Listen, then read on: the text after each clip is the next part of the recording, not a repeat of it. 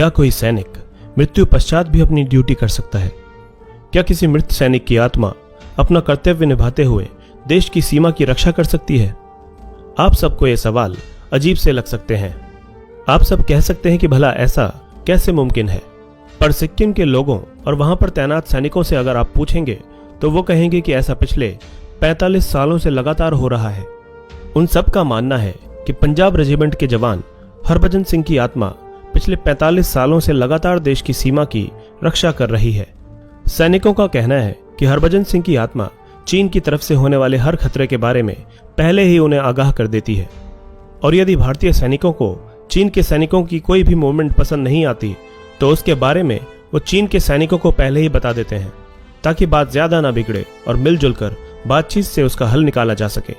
आप चाहे इस पर यकीन करें या ना करें, पर खुद चीनी सैनिक भी इस पर विश्वास करते हैं, और इसीलिए भारत और चीन के बीच होने वाली हर फ्लैग मीटिंग में हरभजन सिंह के नाम की एक खाली कुर्सी भी लगाई जाती है ताकि वो मीटिंग अटेंड कर सकें। दोस्तों, अब जान लेते हैं कि आखिर कौन थे बाबा हरभजन सिंह। बाबा हरभजन सिंह का जन्म 30 अगस्त 1946 को जिला गुजरावाला में हुआ था, जो कि वर्तमान में पाकिस्तान में है। हरभजन सिंह 24वीं पंजाब रेजिमेंट के जवान थे, जो कि 1966 में भारतीय सेना में भर्ती हुए थे।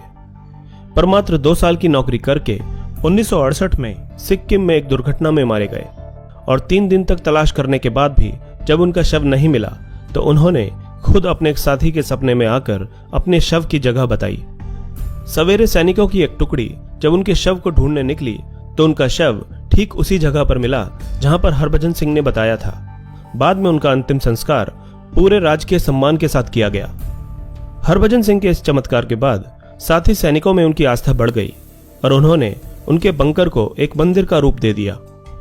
हालांकि बाद में जब उनके चमत्कार बढ़ने लगे और वो विशाल जनसमूह की आस्था का केंद्र बन गए तो उनके लिए एक नए मंदिर का निर्माण किया गया, जो कि बाबा हरभजन सिंह मंदिर के नाम से जाना जाता है। ये मंदिर गैंगटॉक में जेलेल्पा दर्रे और नाथुला दर्रे के बीच 13,000 फीट की ऊंचाई पर स्थित है। पुराना बंकर वाला मंदिर इससे 1,000 फीट ज्यादा ऊंचाई पर स्थित है। मंदिर के अंदर बाबा हरभजन सिंह की एक फोटो और उनका सामान रखा है। बाबा हरभजन सिंह अपनी मृत्यु के बाद से लगातार आज भी अपनी ड्यूटी देते आ रहे हैं। इसके लिए उन्हें बाकायदा तनख्वाह भी दी जाती है। आज भी सेना में उनकी एक रैंक है। नियम अनुसार उनका प्रमोशन भी किया जाता है। यहां तक कि उन्हें कुछ साल पहले तक 2 महीने की छुट्टी पर गांव भी भेजा जाता था। इसके लिए ट्रेन में सीट रिजर्व कराई जाती थी और 3 सैनिकों के साथ उनका सारा सामान उनके गांव भेजा जाता था तथा 2 महीने पूरे होने पर फिर वापस सिक्किम लाया जाता था। जिन 2 महीने बाबा छुट्टी पर रहते थे उस दौरान पूरा बॉर्डर हाई अलर्ट पर रहता था, क्योंकि उस वक्त सैनिकों को बाबा की मदद नहीं मिल पाती थी। लेकिन बाबा का सिक्किम से जाना और वापस आना एक धार्मिक आयोजन का रूप लेता जा रहा था, जिसमें कि बड़ी संख्या में जनता इकट्ठी होने लगी थी। कुछ लोग इस आयोजन को अंधविश्वास को बढ़ावा देने वाला मानते थे, इसीलिए उन्होंने अदालत का दरवाजा खटखटाया।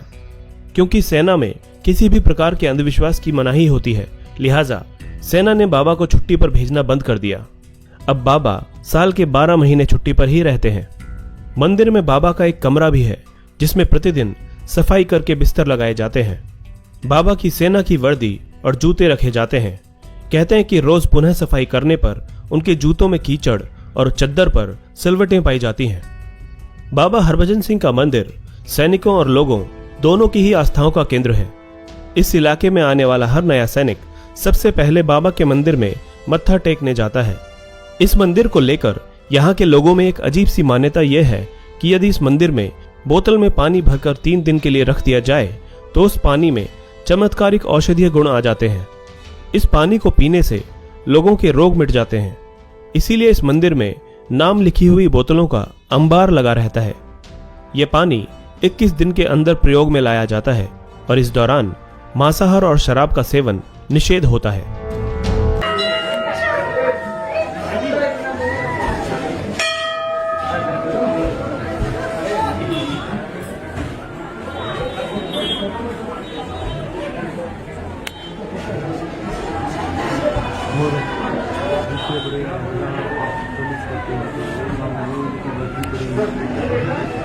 देखा